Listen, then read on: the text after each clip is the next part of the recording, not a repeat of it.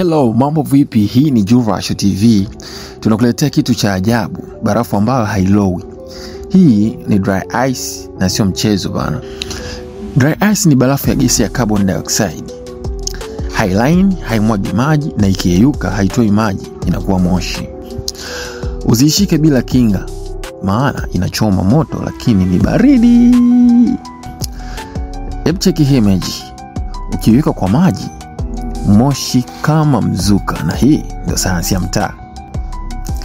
Dry ice inatumika kuhifadhi nyama, maziwa na hata kwenye show za music. Ukiona club kuna moshi mzito, ujue sio uchawi, ni hii barafu ya gesi. Kitu unachopaswa kufahamu ni kwamba dry ice ni kali, haitaki kumezwa wala kuchezewa bila gloves, na wala usiifungie chumbani. Gesi inaweza kukosa. Kama ulikuwa haujui dry ice ni nini, sasa ushaelewa.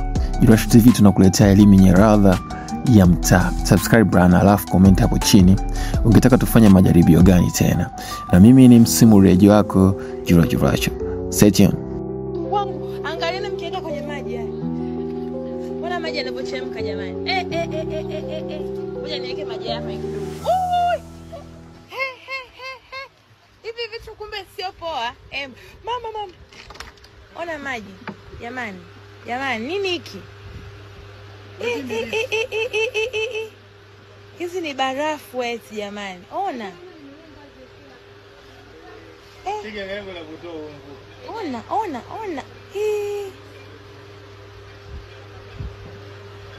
Aposto, kuna muujiza. Yaani ni vibarafu vichache hivi. Alalala. Sasa hapa tuliosoma HKL mambo ni magumu sana. Kibarafu kingine kiko wapi? Hivi vingine nimeweka humu kwenye maji haya. Jamani, ona kitu hichi.